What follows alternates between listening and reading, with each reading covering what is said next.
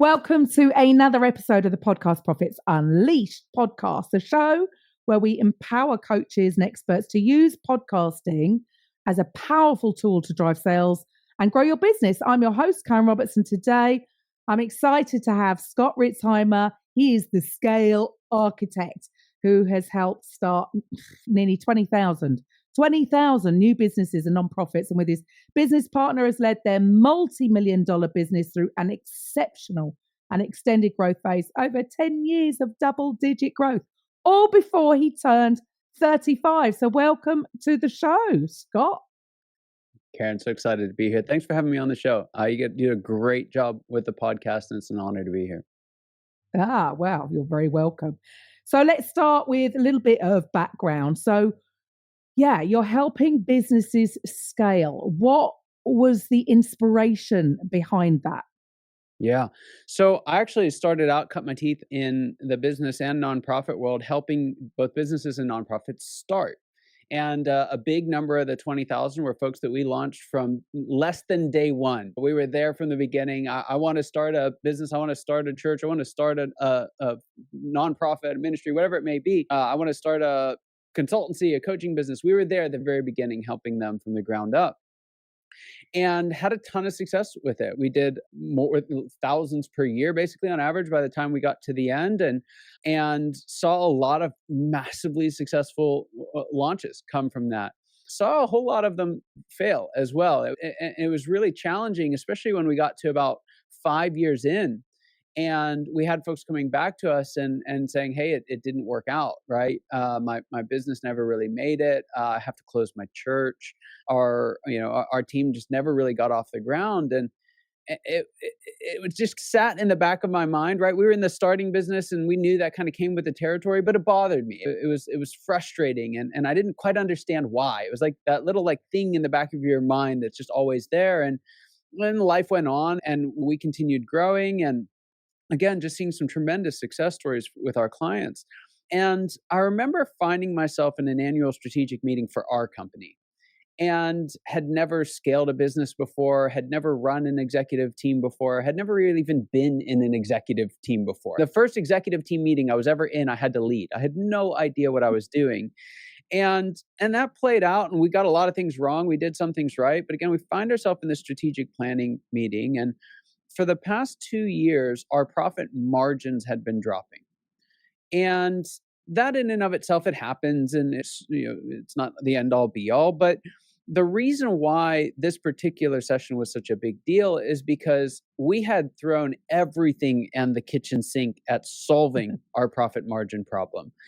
And we had tried launching new product lines. We had tried hiring in consultants. We had tried hiring new team members. We had tried closing down some products. We had tried changing our strategy, tracking metrics, did the good to great, the built to last, the traction this, the thing that, and just a student of leading a business well. And for whatever reason, and it just didn't work. We were growing, we were helping more people, but you could start to see this trajectory of, if we didn't turn this profit thing around, not only would we not be making the profit that we want, but it was at a place where it was going to put us out of business in a few years. The degree to which we were losing profitability each year was about 7 percentage points a year. You can afford that for a couple of years. We get into year 3, year 4, and it's dangerous territory. And I remember sitting in that meeting thinking, yes, we've got all these plans on how to fix it. But we had all these plans on how to fix it a year ago. And we had all these plans on how to fix it a year before that. And we still haven't fixed it. What's really going to change? And for the first time in a very long time, I actually doubted myself. I doubted my team. I felt like there was not anything that was actually new that was going to come out of this. There wasn't some kind of magic potion that was going to turn this around. And I started to wonder, do I actually have what it takes to lead at this level? Do I have what it takes? I've led a $1 million company. I've led a $5 million company. Do I really have what it takes to lead a $10 million company? And the strategic planning went on, and we put a plan in place. And a couple months into the year, it was clear it was not working. And right around that same time, I was listening to a podcast like this. And it's a big part of why I do podcasts today as a coach, because one just totally transformed my life. But I'm on my way to work, frustrated by Q1's results. We're moving in the wrong direction. I've tried everything I know of. I've hired coaches. Hiring coaches didn't work. In fact, we lost more money following the good and meaning advice of coaches than we did on any of our own decisions. And so I just felt super isolated. I felt we've got to figure this out. The only way we're going to figure it out is if I figure it out, and I don't know how to figure it out. So it's in that context, in that backdrop, I'm listening to a podcast, and this gentleman with an Irish accent comes on, which I think was key, because it was enough to get me to pay attention, because what he was talking about was one of the most boring things in the world. He was talking about organizational life cycle stages, which I it's narcoleptic, right? Just saying it in this context, I'm like, I'm going to fall asleep. But I think the Irish accent held me long enough to realize this guy actually knows what he's talking about. He's a dear friend of mine. His name's Les McKeown, and we get to work together now. So it's a lot of fun. I give him a hard time about it. But he starts describing these different stages that businesses go through. And when he talks about this early stage, he talks about early struggle, and man, I remember those days. I remember how hard that was. We launched the thing in the basement in the middle of the financial crisis, like crazy story, just trying to get the business to life in the first place. And then he talks about the second stage, and the second stage is a stage called fun. Very technical name, I know, but it's just where things worked. And that's what it was. Like, we could add $1 million to the bottom line every year and rinse, recycle, repeat. It was a very cool season. And so I'm remembering those times, because it doesn't feel fun anymore. But I start wondering, what's the next stage? What is this? And he starts describing this third stage that's called Whitewater. And it's a stage inside the business where the complexity of the success that you've created starts to overcome your ability as a leadership team, as a company, as a product or service, and you start messing up, not just in one or two things, but systemically across the board, all over the place.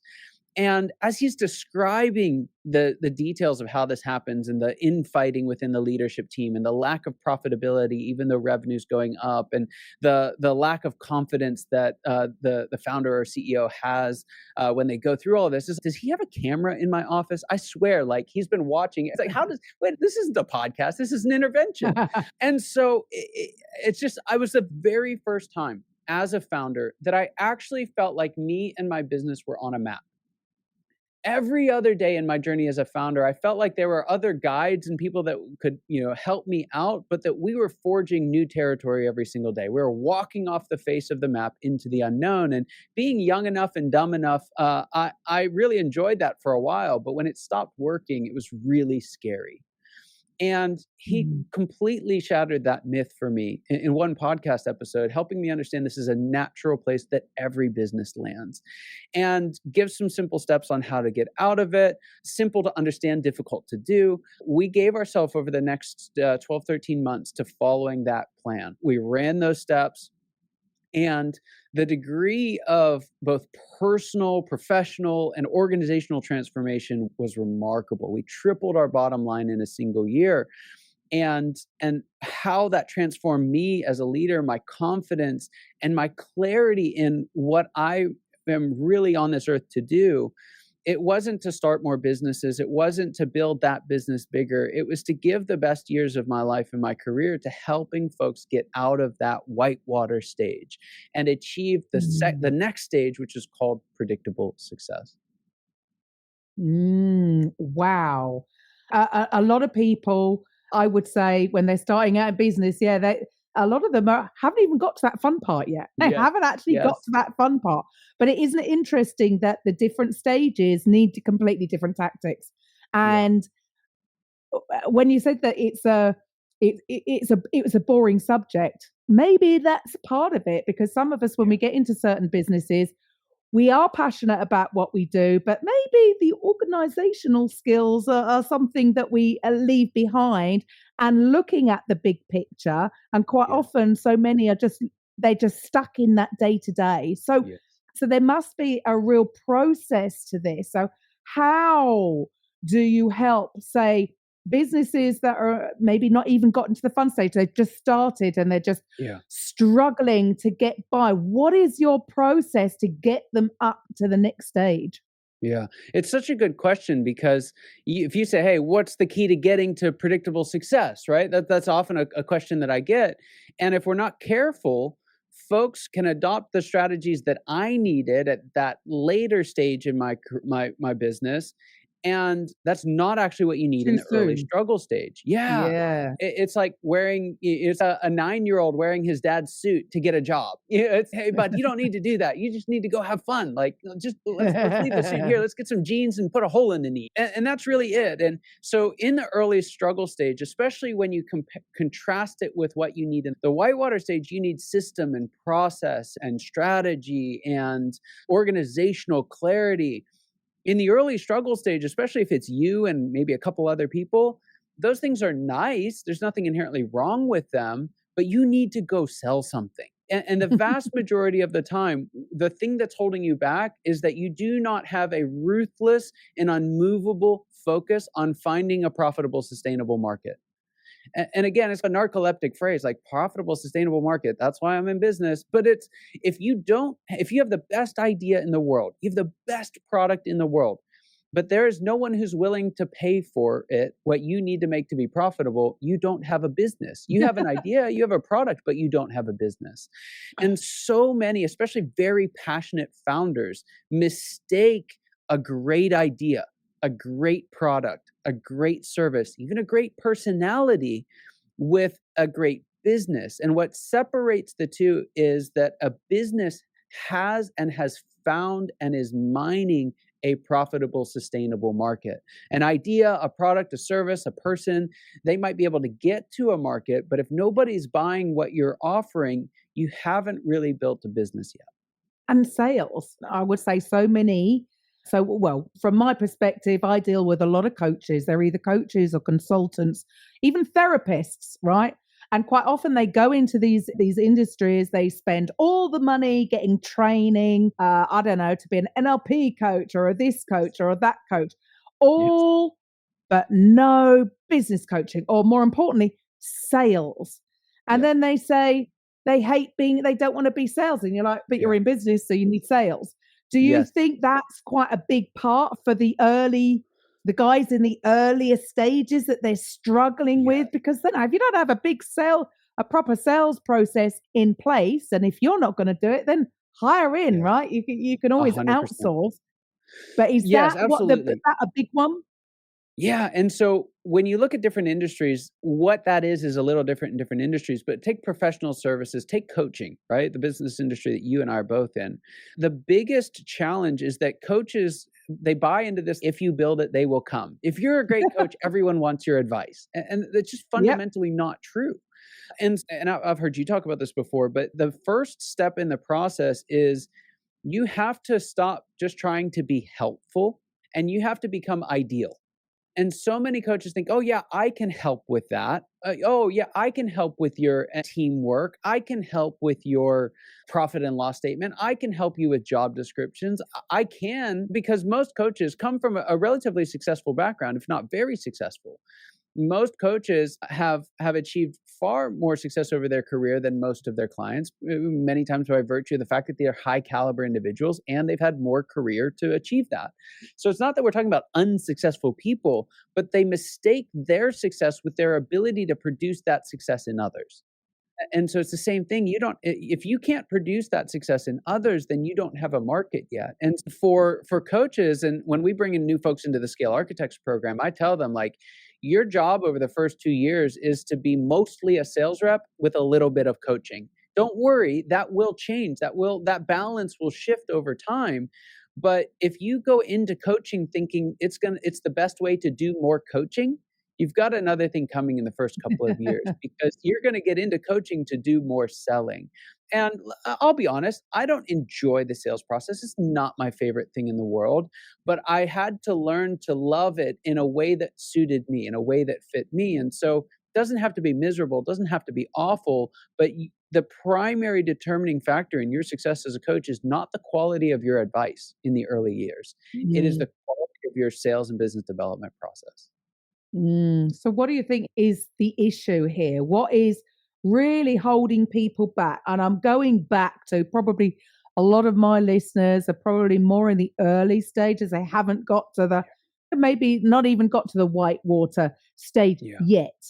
So for those people, what do you think is a big thing that's stopping them from getting to the fun stage, right? Yes. It is something that we call the artisan trap, right? Particularly within the context of coaches, professional services as a whole. It is that to get out of early struggle, you've got to have the ideas, you've got to have the revenue, and you have to deliver. And the trap that most coaches fall into is that they are the number one seller and the number one deliverer. And so the reason why many coaches are chronically stuck in early struggle is that if they're not selling, then they're doing, right? Which is great, but they're not selling. And if they're selling, then they're not doing. And it feels like you're schizophrenic. It feels like every time I get a couple of contracts, I crush it, those contracts end, and I'm poor again. And so what has to happen is you either need to staff your way out of the artisan trap, or you need to engineer your way out of the artisan trap. And again, that artisan trap is you're either selling or doing. And so what we have to do, the easiest way to overcome it, and this is difficult in a lot of professional services, but it's to complement your skill set with somebody else's. And so that can be something as simple as getting an administrative assistant to get you out of email hell, or it could be something as profound and complex as hiring a business development person, a sales team, and scaling the thing like crazy. So it depends on what your goal is, your vision is for your business. Are you, again, if you're a coach, there's a lot of coaches who just want to be a coach. Now, there's other coaches who want to build a coaching practice or want to scale a coaching firm or consulting firm. And depending on what your vision is for your company, you're going to have a different strategy for getting out of early struggle. If you really want to scale it, then you have to actually find a way, and this is really hard for coaches. You have to generally, 9 times out of 10, you solve it by stop coaching, or at least stop coaching as much. And so for a lot of folks, it's like, why would I stop the very thing that I got into the business to do? And then that's the question for me is, why did you start this business? Did you start it to be a coach? Then don't try and scale it, because you're going to spend less time coaching. There's nothing inherently better about a scaled coaching firm, right? Particularly for you as a founder. Going in a number of different directions. Let me boil this down. You've got to get out of the artisan trap where you're selling or doing.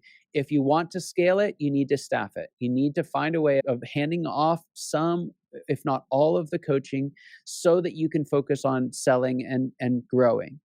If you are happy with being a coach by yourself, you don't need a whole bunch of people, get some administrative support, and then you have to structure your week.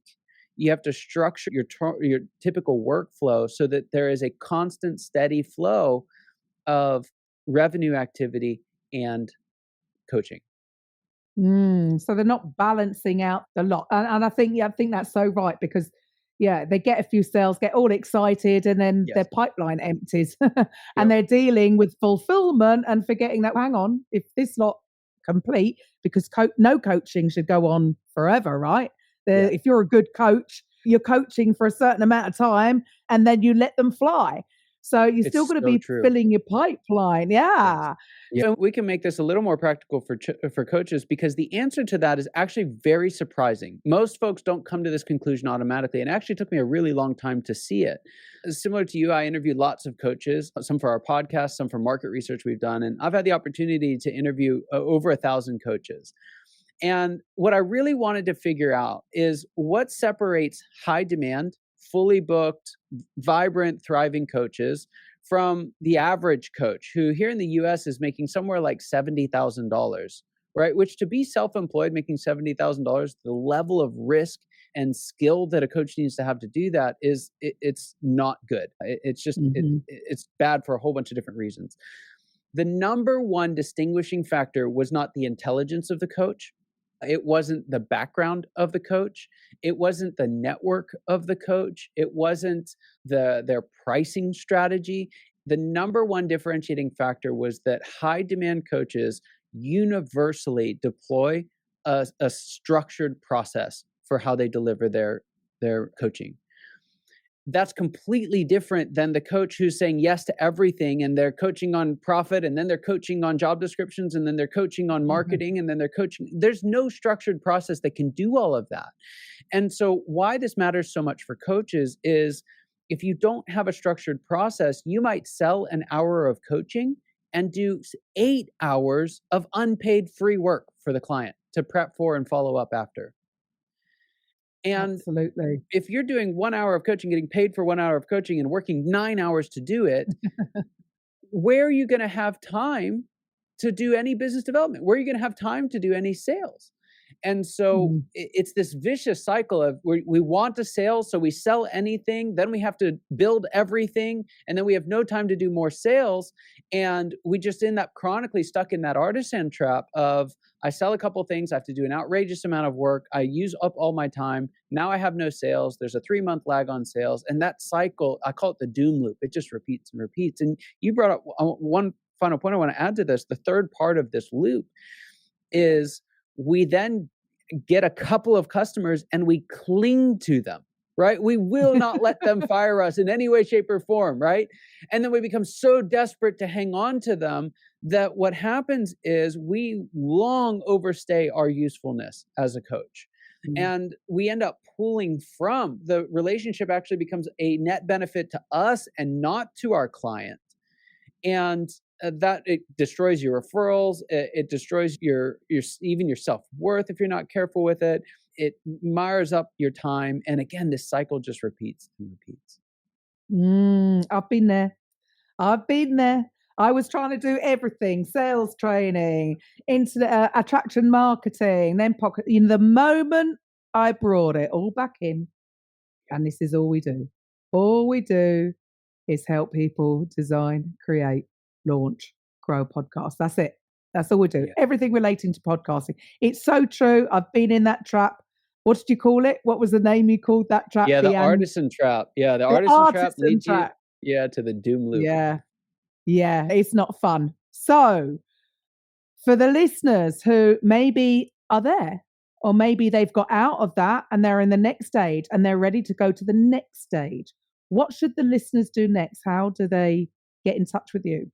For anyone who's wanting help with this as a coach, for coaches, we've got a couple things we can do. We can help actually coach you in your practice. The other thing that we do is we have a structured process that you can use as your own. So if there's anyone listening who says, I've got lots of experience, but I don't have a structure for pulling it all together, that's what we offer at Scale Architects for coaches. And it just takes all the guesswork out. You don't have to spend years developing that process. We have one that you can use and do your best work. That's one way that we can help. They can find out more about that at scalearchitects.com and look for it. It says, are you a coach?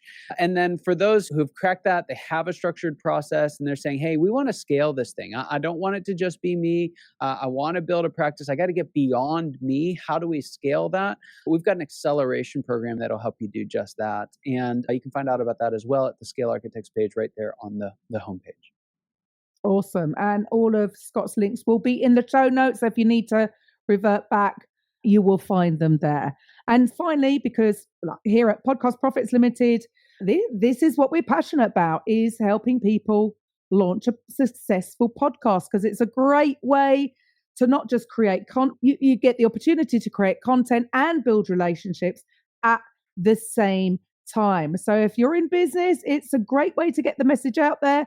You get to show up as your authentic self, and people buy from people that they know and trust. So I know you, Scott, you've got your own podcast. So if you'd like to share with the listeners what it's called. Yeah. Name of our podcast is The Secrets of the High Demand Coach. There we go. There it is. That is the title of this episode 250, The Secrets of the High Demand Coach. So go and check that out wherever you listen to podcasts. So Scott, it's been great speaking to you. Thank you so much for your time today.